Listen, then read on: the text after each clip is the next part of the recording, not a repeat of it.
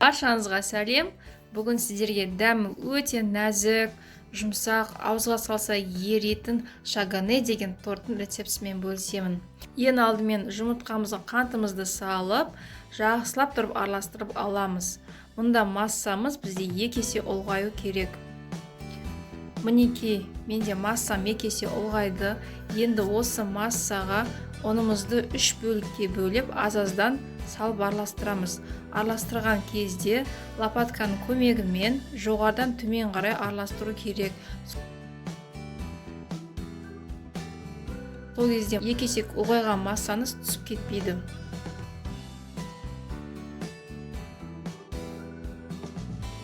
Енді балымызға ыстық суымызды құйып, оның үстіне разрыхлителді ас содасын салып араластырамыз. Ол ақ болып көпіршу керек.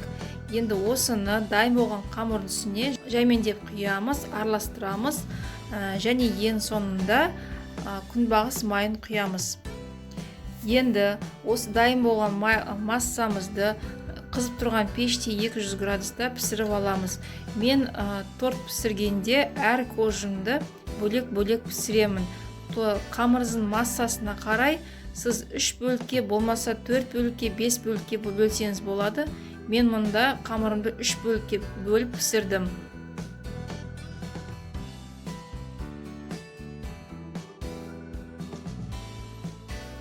Енді мұны креммен де сливки мен вареный сгущенка осы екеуін біріктіріп жақсылап араластырамыз.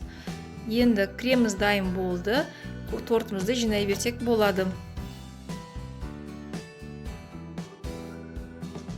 Мен мұнда торттың әр слойына 4 ас қасық кремнен салып отырдым. Сіздер де дәл солай жасасаңыздар болады.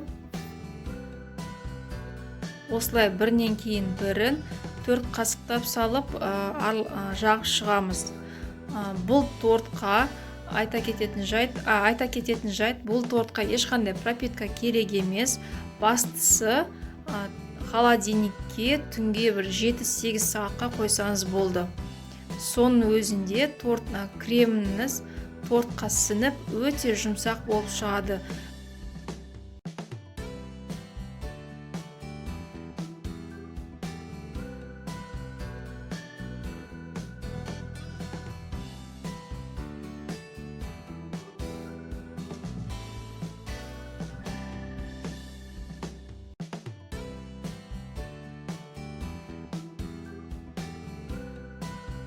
Егер де сіз тортыңыздың беті тегіс болғанын қаласаңыз, ол үшін тек қана ең соңғы кожыңызды салар кезде төмен жағымен аударып қойсаңыз болды. Сол кезде тортыңыз теп-тегіс болып шығады.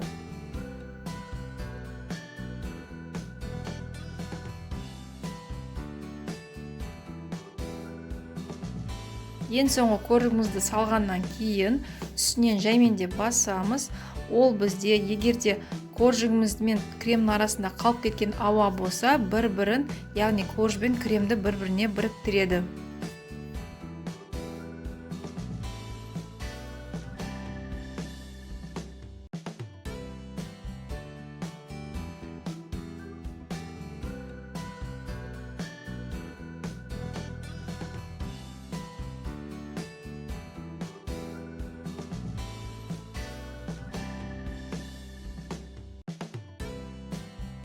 Ең алдымен аз крем салып, тортымыздың крошкаларын бәрін жинап аламыз. Бұны черновой слой деп атайды. Осы черновой слойда торттың крошкаларын жинап шығамыз. Осы жинап болғаннан кейін екінші қабаттап тағы да крем жағамыз. Сол кезде тортыңыз түзу әдемі болып шығады. Және екінші жинаған кезде арасында тесттер қалып кетуі мүмкін. Сол тесттердің арасына тағы да шпательмен кремді жағып, қайта шпательмен түзілейміз. Мінекей мен тортым түзу болып шығып келе жатыр.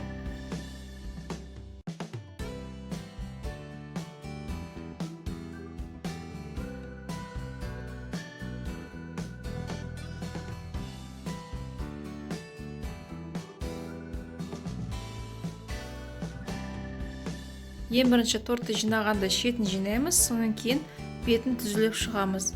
Ал енді глазурды құймай тұрып тортыңызды морозилкаға қойсаңыз, тортыңыз сыртында кремі қатады. Сол крем қатқан кезде глазур үстіне әдемі құйылады.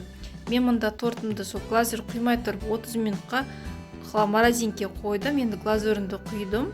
Мінекей қараңыздар қалай әдемі тегіс құйылды.